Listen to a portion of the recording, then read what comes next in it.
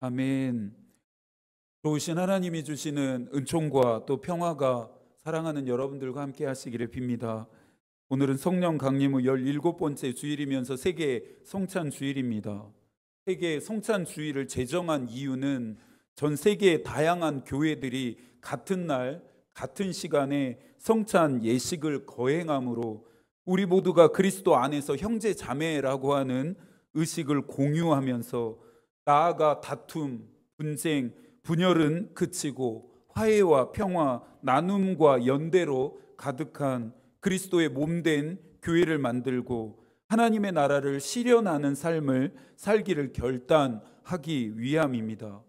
이것은 성찬의 근원이신 예수 그리스도의 삶과 사역 그리고 죽음과 부활의 의미를 삶의 현장에서 살아내라는 부름에 응답하는 것입니다.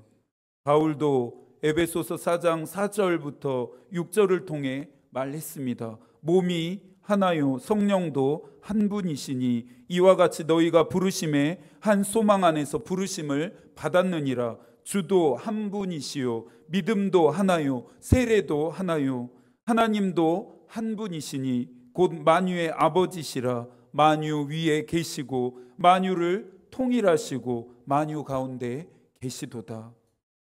초대교회는 예배와 그리스도인의 삶이 분리되지 않았습니다. 예배가 삶의 중심이었고 삶은 예배의 연장선이었습니다. 초대교회 예배는 현대 그리스도인들이 상상할 수 없을 만큼의 거룩한 것이었고 신비한 것이었으며 중대한 것이었습니다. 이런 예배의 한가운데에 성찬이 있었습니다. 성찬 없이는 예배가 성립될 수 없었던 것입니다. 오랜 시간 웨슬리의 생애를 연구했던 김진두 박사는 그의 책 웨슬리의 실천 신학에서 초대교회 예배 안에 성찬이 가지고 있는 의미를 다음과 같이 설명했습니다. 첫째, 성찬은 실제로 십자가에 달리고 부활하신 예수 그리스도를 만나면서 예수의 새 생명을 경험하고 예수와 일치되는 것이다. 둘째, 예수와 일치되어지는 이 경험을 통해 세상을 이기는 믿음의 능력을 얻는다. 셋째, 그래서 말씀과 성찬이 온전히 일치와 조화를 이루는 성례전적 영성의 삶을 살아간다. 감리 교도들의 삶의 특징은 성례전적 영성의 삶입니다. 성례전적 영성은 예수 그리스도가 나의 삶의 중심이 되게 하며 예수 그리스도를 나의 삶의 거룩한 것, 신비한 것, 중대한 것으로 삼음입니다. 말씀을 마친 이후에 성찬을 나눌 텐데요. 이와 같은 은혜가 여러분들에게 있기를 또 이러한 은혜를 누리시는 삶이 되기를 축복합니다. 지난 시간 고통의 밤이 지나고 기쁨의 아침을 맞이했던 유다 왕 아사의 이야기를 나누었습니다. 구스 사람 세라가 100만 명의 군대와 300대의 병거를 거느리고 쳐들어오자 패배를 직감했던 아사는 하나님께 기도했습니다. 그의 기도가 얼마나 간절했는지 다시 한번 들어보시겠습니까? 역대하 14장 11절입니다. 아사가 그의 하나님 여호와께 부르짖어 이르되 여호와여 힘이 강한 자와 약한 자 사이에는 주밖에 도와줄 리가 없사오니 우리 하나님 여호와여 우리를 도우소서. 우리가 주를 의지하오며 주의 이름을 의탁하옵고 이 많은 무리를 치러 왔나이다. 여호와여 주는 우리의 하나님이시오니 원하건대 사람이 주를 이기지 못하게 하옵소서 하였더니 우리의 인생에 아사와 같은 어려움을 만났을 때 어떻게 기도해야 할지를 알려주는 모범이 되는 기도의 내용인 것 같습니다. 아사는 하나님밖에 나를 도와줄 리가 없음을 깨닫고 하나님을 의지하고 의탁합니다. 아사가 했던 기도의 결정적인 한 방은 바로 이 내용입니다. 사람이 주를 이기지 못하게 하옵소서. 구스 사람 세라와의 전쟁을 자신의 싸움이 아닌 하나님의 싸움으로 전환시키고 있습니다. 아사의 기도에 하나님은 응답하셨을까요? 만약 여러분이 하나님이라면 아사의 기도를 듣고 응답하시겠습니까? 당연히 하나님이 응답하십니다. 14장 13절입니다. 여호와 앞에서와 그의 군대 앞에서 패망하였습니다. 성찬을 통해 주시는 은혜가 세상을 이기는 믿음의 능력이 되듯이 기도를 통해 주시는 은혜 또한 모든 문제와 어려움을 이기는 능력이 됩니다. 이런데도 기도하지 않으시겠습니까? 이런데도 하나님을 의지하고 의탁하지 않으시겠습니까? 지혜로운 사람은 문제와 어려움을 나의 싸움이 아닌 하나님의 싸움으로 전환시키는 사람입니다. 문제와 어려움이 주를 이기지 못하게 하옵소서라고 기도합니다. 하나님으로 하여금 응답하실 수밖에 없도록 만드는 사람입니다. 기도에 관해 나눌 때마다 종종 했던 이야기인데요. 기도를 언제까지 해야 할까요? 나의 기도의 응답이 더딘 것 같고 응답하지 않으시는 것처럼 느껴지는 상황 속에서 낙심하지 않고 절망하지 않을 수 있는 사람은 없습니다. 그러함에도 기도는 계속 해야 할까요? 네, 그렇습니다. 쉬지 않고 포기하지 않으면서 기도해야 합니다. 예수께서도 항상 기도하고 낙심하지 말아야 할 것을 비유로 설명하십니다. 누가복음 18장에 나오는 이야기인데요. 한 도시에 하나님을 두려워하지도 않고 사람을 무시하는 아주 나쁜 재판장이 살고 있었습니다. 그 도시에는 한 과부도 살았는데요. 이 과부가 날마다 재판장을 찾아가서 자신의 원한을 풀어달라 하소연합니다. 계속되는 그의 방문이 재판장은 불편했고 이제 지겨워지기까지 했습니다. 과부의 하소연을 들어주지 않던 재판장은 이러다가 계속해서 자신을 찾아올 것이라고 하는 불안감을 느끼게 되었고 자신을 위해서라도 이 과부의 원한을 풀어 주어야겠다 결정합니다. 안 그랬다가는 그가 계속해서 괴롭힐 심산이라 생각했기 때문입니다. 이 비유를 드시면서 예수께서 말씀하십니다. 누가복음 18장 7절과 8절입니다. 하물며 하나님께서 그 밤낮으로 부르짖는 택하신 자들의 원한을 풀어주지 아니하시겠느냐? 그들에게 오래 참으시겠느냐? 내가 너희에게 이르노니 속히 그 원한을 풀어주시리라. 그러나 인자가 올 때에 세상에서 믿음을 보겠느냐? 이라. 기도는 하나님이 응답하실 때까지 하는 것입니다.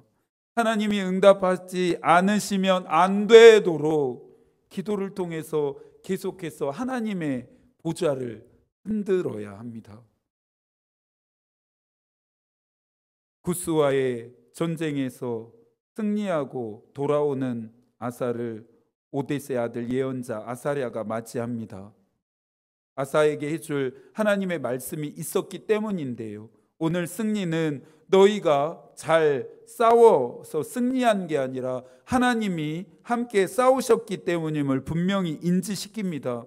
하나님과 함께하면 하나님도 함께 하시고 하나님을 찾으면 하나님이 만나 주겠다 말합니다. 경고도 있었습니다. 하나님을 버리면 하나님도 아사와 유다를 버리시겠다는 것입니다. 이 말을 들은 유다 왕 아사가 어떻게 반응했습니까? 그가 하는 모든 말이 전적으로 옳음에 동의했고 인정합니다. 하나님이 도우지 않으셨다면, 하나님이 함께하지 않으셨다면 이길 수 없는 전쟁이라는 것을 유다의 왕이었던 그가 가장 잘 알고 있었습니다. 이제부터 중요한 것은 아사가 앞으로 어떻게 행하는지입니다. 돌이킴과 돌아섬이라고 하는 회개도 마찬가지입니다. 회개하는 순간이 어땠는지는 중요하지 않습니다. 오랜 시간 눈물을 흘리고 통곡하며 회개한 과정도 중요하지 않습니다. 정말 중요한 것은 힘들고 고통스러운 지난한 이 회개의 과정을 통과한 이후에 어떠한 삶을 사느냐가 훨씬 더 중요하고, 하나님이 주목해 보시는 것도 바로 그것입니다. 하나님의 도우심으로 인해 전쟁에서 승리했고, 하나님의 말씀도 전해 들은 아사는 대대적인 종교 개혁을 단행합니다. 15장 8절과 9절의 말씀을 함께 읽어볼까요? 아사가 이 말 곧 선지자 오뎃의 예언을 듣고 마음을 강하게 하여 가증한 물건들을 유다와 베냐민 온 땅에서 없앴고, 또 에브라임 산지에서 빼앗은 성읍들에서도 없앴고, 또 여호와의 낭실 앞에 있는 여호와의 제단을 재건하고, 또 유다와 베냐민의 무리를 모으고 에브라임과 므낫세와 시므온 가운데서 나와서 저희 중에 머물러 사는 자들을 모았으니, 이는 이스라엘 사람들이 아사의 하나님 여호와께서 그와 함께 하심을 보고 아사에게로 돌아오는 자가 많았음이더라. 아사는 우상 숭배에 대한 단호하고 강력한 정책을 실행합니다. 유다 땅의 우상 숭배와 관련된 모든 가증한 물건들을 없애고 성전 현관 앞에 있었던 여호와의 제단도 보수합니다. 유다의 백성들뿐만 아니라 유다에 살고 있었던 이스라엘 백성들을 모두 불러 모아 오직 하나님만이 참 신임을 공포합니다. 하나님이 아사와 함께하는 것을 보았던 이스라엘 백성들까지 아사에게로 몰려들었습니다. 유다의 길고 긴 평화가 시작되는 순간입니다. 그런데 이 평화를 깨뜨린 것은 다름 아닌 유다 왕 아사였습니다. 그에게 무슨 일이 일어났는지를 살펴봐야겠습니다. 16장 1절도 함께 읽습니다. 아사왕 제36년에 이스라엘 왕 바하사가 유다를 치러 올라와서 라마를 건축하여 사람을 유다 왕 아사에게 왕래하지 못하게 하려 한지라. 전쟁이 하나님의 은혜를 입게 했다면 또 전쟁은 아사로 하여금 기도를 잃어버리게 했습니다. 이스라엘 왕 바하사가 유다를 치러 올라왔습니다. 바하사는 예루살렘으로부터 8km 떨어진 지역까지 진격해서 요새인 라마를 건설하여 유다를 포위했고, 그 결과 아사가 철저하게 고립되었습니다. 풍전등화, 사면 초가의 상황입니다. 절대 절명의 위기 앞에서 저는 아사가 기도하기 위해 하나님의 제단 앞으로 나아갈 줄 알았습니다. 그런데 아사가 뜻밖의 행동을 하게 되는데요. 그가 어떤 행동을 했는지 보시겠습니까? 2절입니다. 아사가 여호와의 전 곳간과 왕궁 곳간에 은금을 내어다가 다메섹에 사는 아람 왕 베나닷에게 보내며 이르되. 여호와의 전 창고와 왕궁 창고에는 어떤 것들이 보관되어 있었을까요? 혹시 집에 개인 금고 있으십니까? 일반 가정에 개인 금고가 있을 리가 만무하죠. 만약 있다면 여러분들 어떤 걸 보관하시겠습니까? 아마도 가장 비싸고 귀한 것들을 보관하지 않을까요? 여호와의 전의 창고와 왕궁의 창고에서 나온 것들은 말 그대로 엄청난 보물들이었겠죠. 아사는 이 보물들을 누구에게 보냈습니까? 다메섹의 아람 왕 베나닷에게 보냅니다. 선물입니까? 아니요, 뇌물입니다. 무언가를 청탁할 때 보내는 것이 뇌물입니다. 아사가 베나닷에게 청탁한 내용은 무엇입니까? 내가 이렇게 엄청난 보물들을 보냈으니 이스라엘 왕 바하사와 맺은 조약을 파기하고 와서 나 좀 도와달라는 것입니다. 잠언 기자는 뇌물을 받은 사람은 재판을 올바르게 하지 못한다 경고했습니다. 눈앞에 많은 보물들을 보며 베나닷은 이스라엘 왕 바하사와의 조약을 깨뜨리고 유다 왕 아사를 돕기로 결정합니다. 4절의 말씀을 함께 읽어볼까요? 베나닷이 아사 왕의 말을 듣고 그의 군대 지휘관들을 보내어 이스라엘 성읍들을 치되 이온과 단과 아멜마임과 납달리의 모든 국고성들을 쳤더라. 유다를 치기 위해 바하사가 모든 군대를 이끌고 나와서 예루살렘 지근거리에서 요새를 건축하고 있는 그 틈을 타서 베나닷은 비어있는 이스라엘의 주요 거점들을 타격했습니다. 베나닷이 싸우는 법을 너무나 잘 알고 있었습니다. 이제부터 긴장해야 할 쪽은 어디입니까? 고립된 쪽은 어디입니까? 앞에는 유다가, 뒤에는 아람이 포위하고 있는 이스라엘 왕 바하사였습니다. 사실 오늘의 주인공이 바하사는 아니기에 그의 행적을 더 살필 이유는 없습니다. 오늘 우리가 따라가야 할 행적은 기도를 잃어버린 아사의 최후이기 때문입니다. 구스와의 전쟁에서 승리하고 돌아오는 길에 아사가 만났던 예언자 아사랴를 기억하십니까? 그가 다시 한번 아사를 찾아왔습니다. 이스라엘의 초대 왕인 사울이 사무엘에게 들었던 것처럼 축복이 아닌 저주, 은혜가 아닌 심판의 말씀을 그로부터 듣게 됩니다. 결론부터 말씀드린다면 작금에 벌어진 이 사태가 아사가 기도를 잃어버린 결과이고 하나님과 함께하지 않고 하나님을 찾지 않았으며 하나님을 버린 결과라고 말합니다. 변해버린 그의 마음으로 인해 지속되어 왔던 유다의 평화가 깨어집니다. 아사랴가 아사에게 전한 하나님의 말씀이 무엇인지를 확인해 봐야겠습니다. 아사에게 전해지는 말씀은 인과 관계의 도식을 사용했는데요. 7절, 왕이 아람 왕을 의지하고 왕의 하나님 여호와를 의지하지 아니하였으므로 아람 왕의 군대가 왕의 손에서 벗어났나이다. 또 9절, 왕이 망령되이 행하였은즉 이후로부터는 왕에게 전쟁이 있으리이다. 왕이 하나님 여호와를 의지하지 아니하였으므로 왕이 망령되이 행하였기 때문에 하나님 여호와를 의지하고 망령된 것을 없앴던 아사는 변했고 하나님을 의지하지도 않고 도리어 망령된 일을 행합니다. 아사는 이미 무너지고 있었습니다. 이미 패배하고 있었습니다.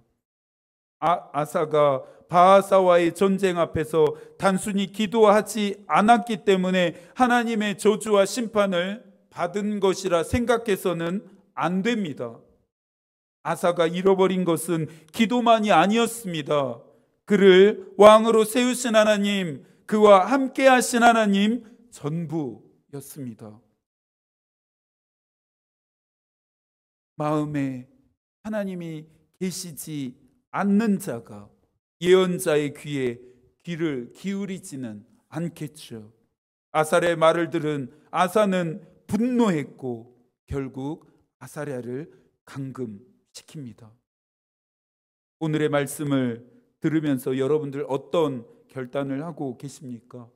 하나님이 응답하시는 기도를 해야겠다, 하지 못했던 기도를 시작해야겠다라고 하는 결단도 옳은 반응입니다. 좋은 반응입니다. 하지만 여러분에게 도전하고 싶은 것은 기도가 다가 아닙니다. 저와 여러분의 삶에 잃어버린 것에 대한 돌아봄이고 변해버린 것에 대한 성찰입니다. 성령께서 에베소 교회에게 하셨던 말씀을 들으십시오. 요한계시록 2장 4절과 5절입니다.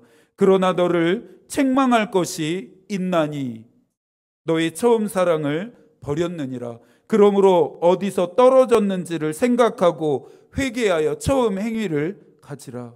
만일 그리하지 아니하고 회개하지 아니하면 내가 너에게 가서 너의 촛대를 그 자리에서 옮기리라. 첫사랑을 잃어버렸다면 다시 회복하자는 것이고, 첫 마음이 변했다면 다시 돌이키자는 것입니다. 예전에 나의 믿음의 생활이 어땠는지가 아니라 오늘 나의 믿음 생활이 어떤지를 직면해 보자는 것입니다. 나의 기도에만 하나님이 응답하시지 않거나 더디 이루시는 것이 아니라 내가 하나님과 함께 하고 있지 않은지, 내가 하나님을 찾지 않는 것은 아닌지, 내가 하나님을 버린 삶을 사는 것은 아닌지 진지하게 돌아볼 수 있어야 합니다. 변하기 전에 아사의 모습과 변한 후에 아사의 모습 중 오늘 나의 모습은 어느 쪽에 더 가까운지를 생각해 보십시오. 하나님이 아사의 기도에 응답하셨고 함께 하시며 유다의 평화를 주신 이유를 역대기 저자는 다음과 같이 기록했습니다. 9절입니다. 여호와의 눈은 온 땅을 두루 감찰하사 전심으로 자기에게 향하는 자들을 위하여 능력을 베푸시나니. 변하기 전에 아사는 전심으로 하나님을 향했습니다. 변한 후에 아사는 전심으로 하나님께 돌아섰습니다. 여러분이 전심으로 향하고 있는 세상, 재물, 정욕, 탐욕, 부와 명예, 성공 등은 모두 하나님께로부터 돌아서게 하는 강력한 힘을 가지고 있습니다.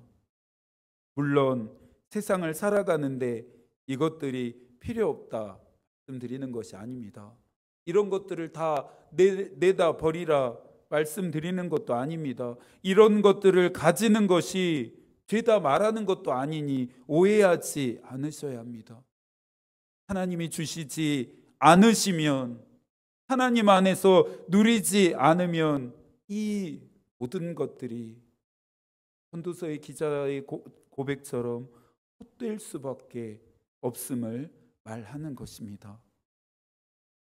새번역은 9절을 이렇게 번역했습니다.